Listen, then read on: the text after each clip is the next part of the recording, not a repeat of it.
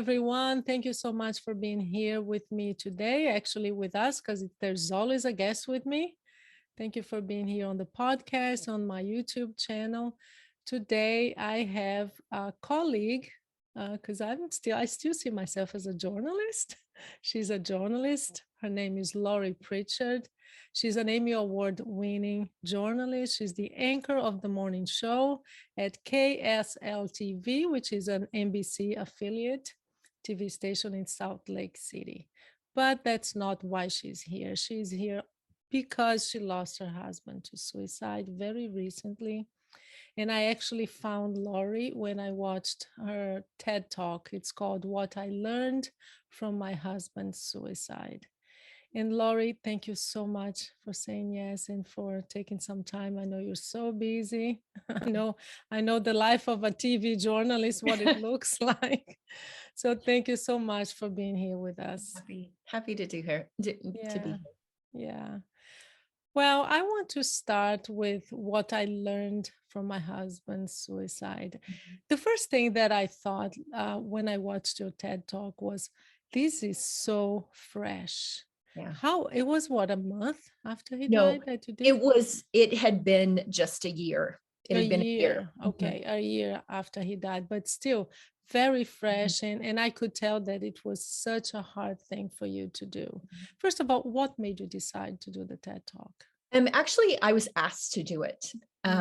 There was a communications professor who was on the board of the TED Talk, TEDx. And he reached out to me and asked me if maybe it was something that I would consider. But there's also an application process involved in that as well, because he had to take it to the rest of the committee to decide whether or not I would be a candidate for that. And so I thought about it for a little bit, and I kind of had to sketch out what I was going to say. And then I went ahead and put my application together and sent it in, not really thinking about the consequences of talking about it so publicly so soon after he had died, because that was the hardest thing I've ever done professionally, doing that TED Talk. And there are moments I can't watch it. I haven't seen it. No. But as I was living through it, there were moments where I literally thought I was going to pass out. I mean, I thought I was going to pass out. Yeah. My knees were shaking. I was so overwhelmed, I think, with the emotion of his death.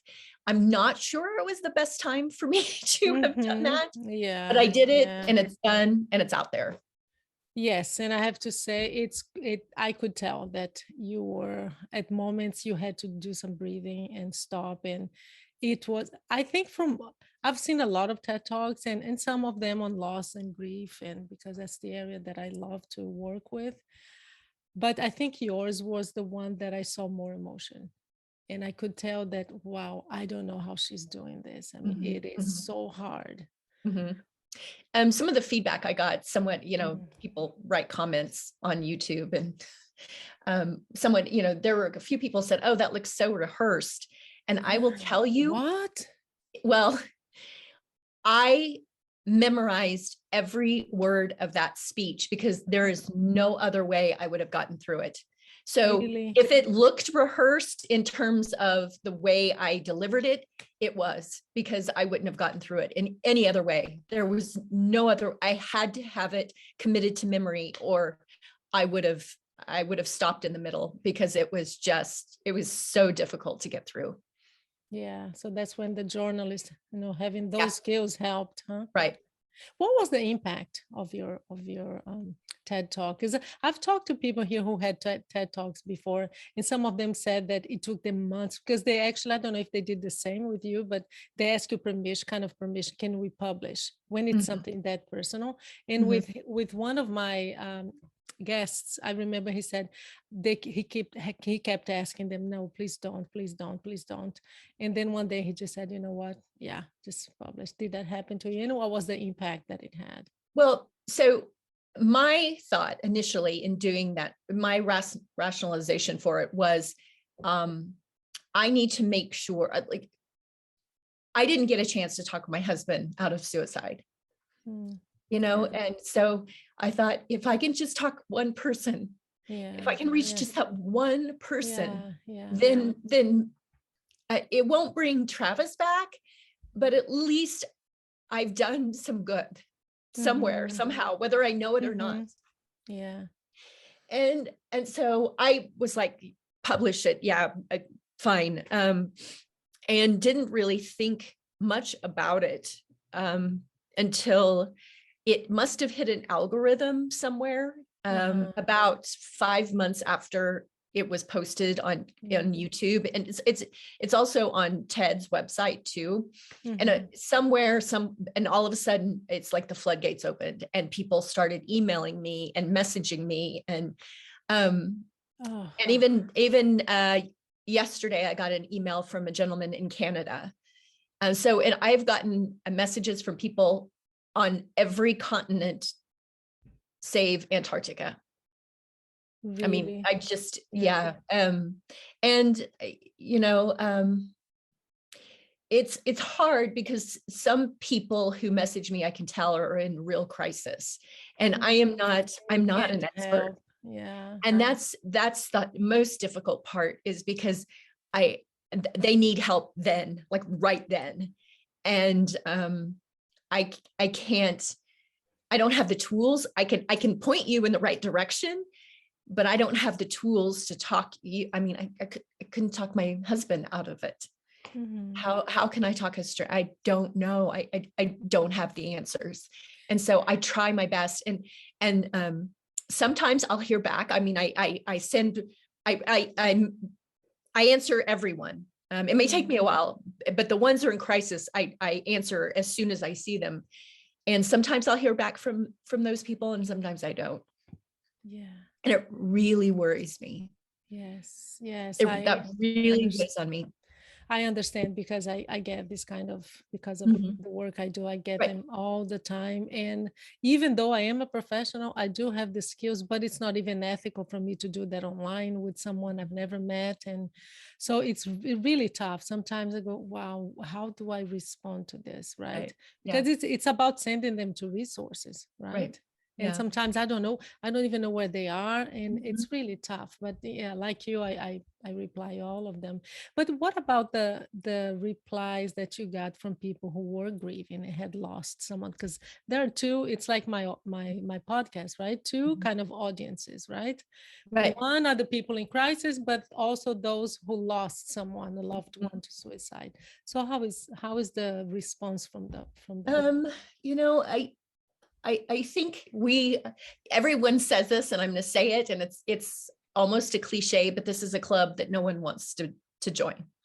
But once you're in it, you have profound love for the people who are walking the journey with you. And so, I, to be honest, the messages I get from the people who have been through similar situations, they send me so much support and love.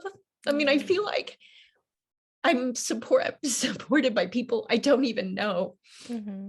And Yeah. that is so how, I mean, how, because we talk all the time about online and how it's not real, and you know and how people are so cruel to one another, but that's the complete opposite for me, is that I feel that genuine love and friendship from people that I don't even know.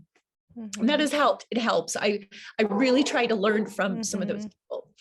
Yes, yes. I think it is a different, because as you said, I mean, they know what you're going through. Mhm. If even if it's, I mean, if you've lost someone to Right. suicide, you know what it feels like, and Right. you know all these rumination and questions and all the phases you go through.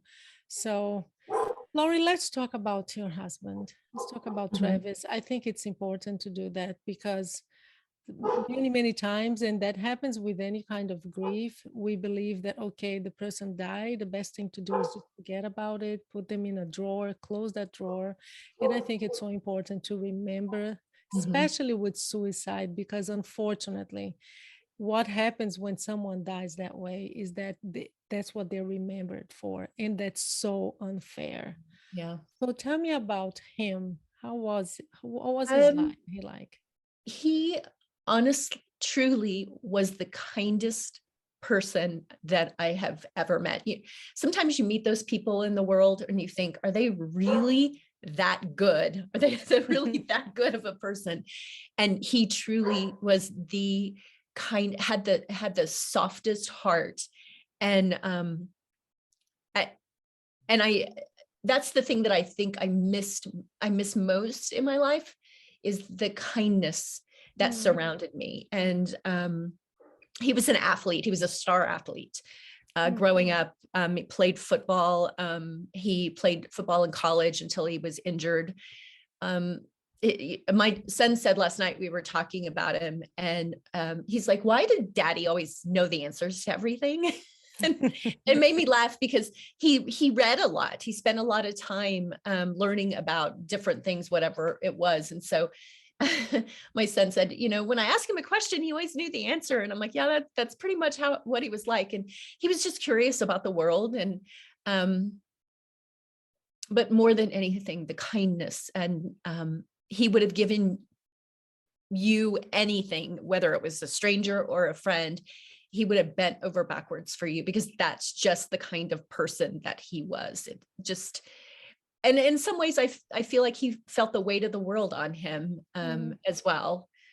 And mhm, sometimes those kinds of people, the sadness weighs on them maybe a little bit more than others. mhm, Um, I'm not sure he was able to manage kind of the disappointments that sometimes life brings. And I think maybe that was the beginning for him mhm, of his mhm. depression. Yeah. And when I remember seeing you talk about his depression, which was something that you had no idea he had.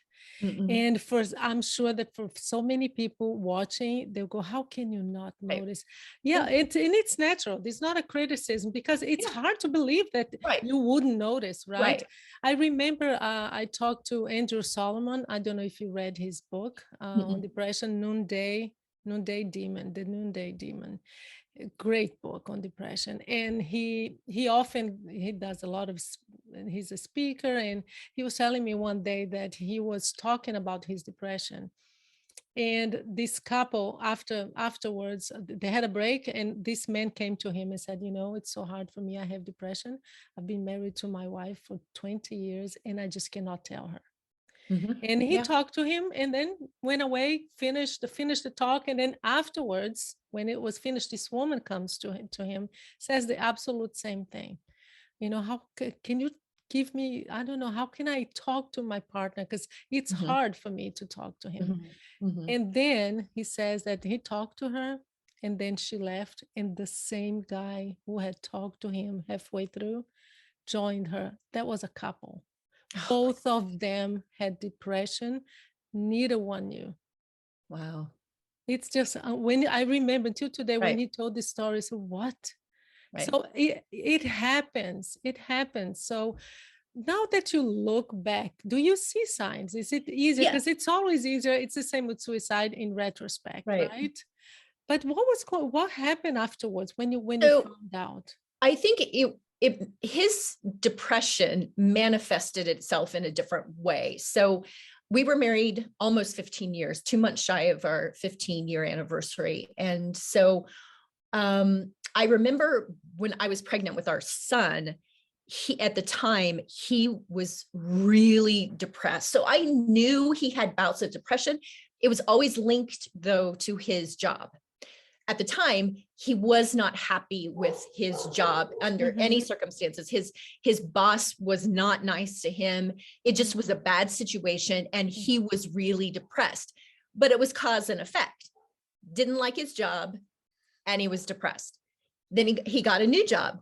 He was Everything fine, was fine. Yeah. fine for a good, so I would say 7 years. Everything was good. And then he started slowly. It was the same kind of thing, just not feeling kind of good about his life or where he was headed, the direction it was going. And he was always an overachiever. He was a physical therapist, wanted the next certification, wanted to take this test so he could do this, and always busy doing something.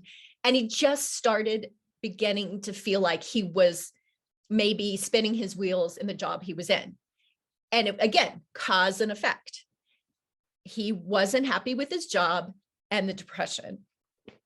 So the week he died, he had started a new job, and he had left this job, his previous job he'd been at for 10 years, and just started this new job. And it just, I think, sent him in a tailspin, because it wasn't what he thought it was going to be. And he was having such a hard time. And he'd even told his mom at one point, the week he died, I don't think I can do this, talking about his job, and his mom said to him, Travis, you can give it a week and then you can panic, again, not thinking he's going to kill himself, just thinking, we'll figure out, you can find another job. It was always linked to something that had to do with his professional career. And so it never occurred to me that maybe this really was systemic depression that was manifesting itself through his profession. It was really something deeper than that. Did he ever go to see a professional? No. He did in 2017, but he never stayed long, maybe 4 or 5 sessions. And he never, ever told me about it. Like I don't, in fact, I tried to get his health records from my insurance company so I could see who he went to. And I will tell you, the Friday before he died, he had an appointment with a psychiatrist. I went to a hair appointment that morning and I said, text me the address, I'll meet you there. Got nothing.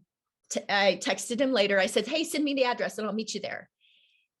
And then he's like, no, I'll be fine. I'll just go on my own. And that's what I always got. It was always, oh, it's fine. I'm fine. I'll take care of it. You don't have to worry. And I'm like, literally, I said, text me the damn address so I can go. And about 15 minutes later, I get a text message that said, this phone is no longer accepting text messages. And later on that evening, he just laughed. He thought that was the funniest thing. He's like, did you get my message that my phone's, he thought that was so funny. Had I gone to that appointment with him, I could have said, he's having a hard time with his job. It's like, he wouldn't let me in. He wouldn't let me in. Yeah. You can't. Yeah. That's when your ability to help stops, right? Right. Yeah. And I think it was for me, again, I thought it was cause and effect. I didn't realize it ran so much deeper than what I knew. And I only know that now because he left those journals. And I was you talk about the journals on your TED talk that you found afterwards, right? Yeah. I found him in his backpack. He'd been carrying them around, and there was no reason for me ever to look through his things. There was no reason.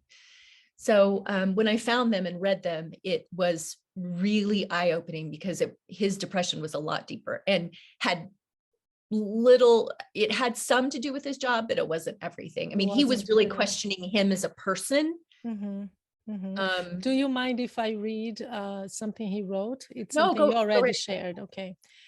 One of the things he wrote on his journal was, I have to choose to let my pain consume me or find strength in the pain and find purpose in my life. Yeah.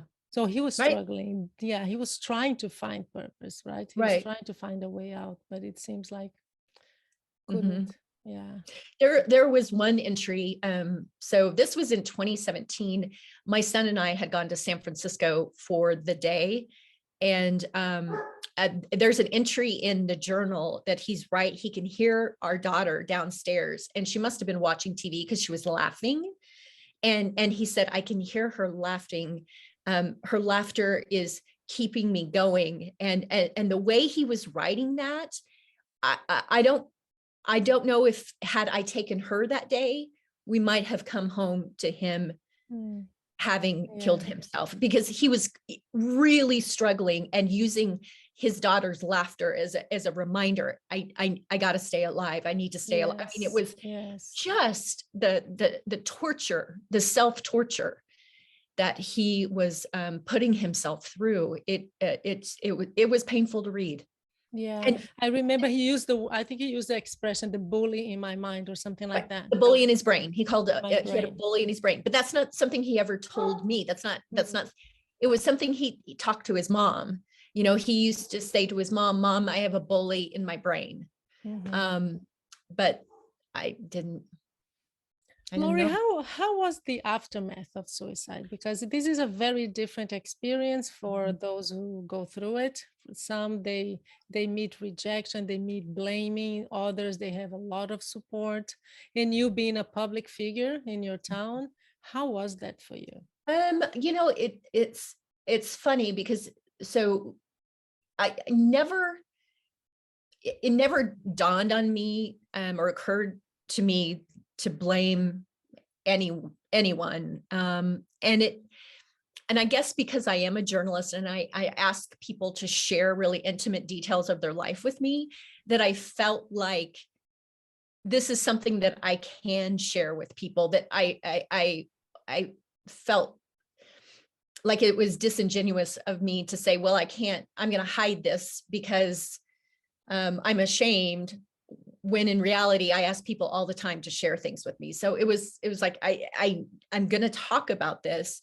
I think more so, for a good year, I lived in a bubble. I lived in a real bubble where work was a safe place, and then home was a safe place. And I didn't really venture out much because the world was, it's not that it was frightening or scary. It was overwhelming. It was too much. And so I only moved in my safe spaces for a while until I got my feet underneath me. But it's been 2.5 years in February, and it is like walking through hell. Still. Yeah. What are the emotions for you? What comes up? What is like the roller coaster of emotions look like for you? It's, I think about him of every moment of every day. And I'm just, he didn't deserve that. He didn't deserve depression. He was such a good person, and I feel so bad for him. I really do. That is how his life turned out. Because I know how much he loved our children. I love them so much, and to leave them, I can't imagine how much pain he would have been in. And so that's really overwhelming. I feel very, very sad. And it takes a lot sometimes to get over that. Did you ever feel angry at him? Oh yeah. I do feel, yes, I feel angry. I feel angry because I wasn't let in to this. I talked to a widow, a few months ago, and she had really been in on the journey with her husband. And so when he killed himself, it wasn't a foregone conclusion, but she was, yes, devastated and all of those things, but it almost knew at some point it was going to happen because he was struggling so much. I feel betrayed sometimes because here's this person that I loved more than anything. And I had so much to lose, and he didn't let me in. And so, yeah, that's where I get angry, is that he could have just told me, he could have shared that side of him with me, and I would have loved him, but I would have made sure he would have gotten help. Yeah. What about your kids? How are they doing? I saw a very recent post on your Facebook. You were talking about your son and how he's dealing with his sister's way of grieving, because Right. that's the thing with grief, right? It is different for everyone, and there is judgment because you look at someone's, how can they be okay? I'm not okay. Mhm. So, what is going on, and how have they been dealing with it? We've been through a lot of therapy, and I think it will be lifelong for them.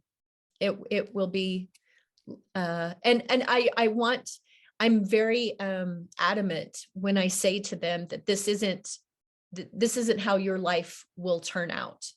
This isn't going to happen to you. And I explained to them that, their dad didn't have the courage to get help when he needed it. And I think there's a point of no return where some point early on in the depression, you have the cognitive ability to say, okay, I need to address this. I think you get to a point though where it's too late. Where you become the depression. Right, That's all right. you have, Right, right? exactly. And so I'm very clear to them that there is nothing wrong with therapy. There is nothing wrong with asking for help. Sometimes my son will be like, well, I don't need help. I'm fine. And I have to say to him, there's nothing wrong with asking for help ever. So, we're not going to take that kind of attitude towards therapy. I've been told by 4 different therapists, though, you can't force your kids. If they don't want to go, you can't make them. So Mhm. all I've been trying to do is say, this is helpful. This may be something that you need later on in life. And it's not something your dad sought help for. Yeah, And that's and important. also and keep the dialogue open, Yeah, because absolutely. very important that they feel that they can talk to you about it, Right. that And, it's not a stigmatized right. And topic. my daughter said to me one day, she's like, why do you keep asking me if I'm going to kill myself? I mean, she was like exasperated, it wasn't, and I'm like, because that's my job, because I never asked your father. I'm going to ask you. I'm going to ask, and I'm going to keep asking, and I'm not going to be afraid to talk about it. So, Mhm. Yeah. Has it changed the family dynamics in any way? oh yeah, it's so actually that's the best part of COVID. COVID was a blessing in that the world stopped about 7 months after he died. It was immediately after he died. It was almost frightening. The weekend would come, and there would be 3 of us, and it was like, what are we going to do? I mean, there was such a hole in our lives, and he was missing from that family dynamic that you could feel it, and it scared me. But when COVID came, we were all 3 together all the time. And it kind of built that normalcy that it is 3 of us, that we are a Yeah. family. Yeah. In a This way, is accelerated, right? The process. it did, it really did. Mhm. And so in some ways I'm grateful for that now it is the 3 of us, and it is okay that it's just, I mean, I wish it were 4 if but it's 3, and that's okay. Mhm. You're talking about therapy and how you're protecting your kids. How are you protecting you and taking care of yourself? So I haven't been to therapy in a while because the therapist whom I love, and she's wonderful, really believes I need to go through trauma therapy. And I probably do, Mm, mm, but I can't, I'm not sure I'm ready to go down that road because I think that I will need to take a leave of absence from work. I mean, I really think I'm going to walk through a deep, deep hole. mm. Um, and I'm not sure I'm ready for my life to stop like that right now. So I haven't been to therapy in a while. But it was extremely helpful. It was. But other than that, I mean, I take the thing that I do every day, every single day is I walk. I go for a walk. I did it this morning. The sun's shining, and I say this all the time, and it sounds funny, but I actively listen to the birds. And that sends a message to me that there's hope, Mhm. You know, that there's more to life of in the natural world other than the problems that I'm having in my own head. Mhm. And so that helps me a lot. Yeah. And Yeah. just having the sun on my face, those small things help tremendously. Yeah. What else has helped you in terms of relationships, for example? My friends, you know, it's you when Travis was alive, you have your little safety pod of a family, and you know, you have your friends, but you don't need a lot of help. And now it's I need help for all kinds of things. My family lives 1,200 miles away, so I have no family nearby. And Travis's family lives 1,200 miles. I mean, there's no one that I'm related to, and Mhm. I've had to depend on my friends, and um, I'm grateful for that. Um, I I think that the ability, when people talk about a community, I have a community of people who support me. And I didn't really recognize that before. Now I Mhm. understand that. Well, you didn't need it either, right? No, No. I didn't. Yeah. Yeah. No. We only know who we have around us to support us when we need it, right? Yeah. Yeah. Yeah. Laurie, just to finish, I would like for you to, I remember at the end of your TED Talk, the main message of your TED Talk is don't let your loved one talk you out of being worried. So, Mhm. what would you say to families who have, and I, for example, adolescents, teenagers? I worry so much about. I have quite a few teenagers as patients because it is the number that grows the most. We are very worried about, the social media impact, all of that. And also, I hear sometimes from parents saying, "No, it's just, it's a teenage thing. Mhm. Don't. It's okay. They'll grow out of it." Or either that or they just want attention, Mhm. and it worries me so much. So, what would you say to those families who have someone who's struggling? They know they're struggling, they don't know what to do. You know, the day Travis died, I remember sitting at work and I was trying to call him and repeatedly, and he wasn't answering his phone. And I was sitting in our makeup room and I was looking at myself in the mirror and said out loud, "You're just being dramatic. You're just being dramatic." Mm, Um, I would take the thought and the threat of suicide seriously, and I would urge anyone to talk about it and be honest and ask that question: are you thinking of hurting yourself? That's a very simple question. I think particularly needs to be answered by people who are struggling. Because if you open that door of conversation, you're allowing them to walk through it. And had I been able to say to him, "Are you thinking of hurting yourself?" If he would have said yes in that moment, then I could have gotten him help.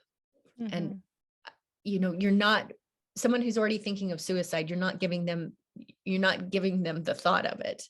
And I think that that's changed because we used to not talk about it, mhm, and now people are talking about it more. But I think if you have, I mean, like I said, I ask my teenagers all the time, "Are you going to hurt yourself? Are you thinking of hurting yourself?"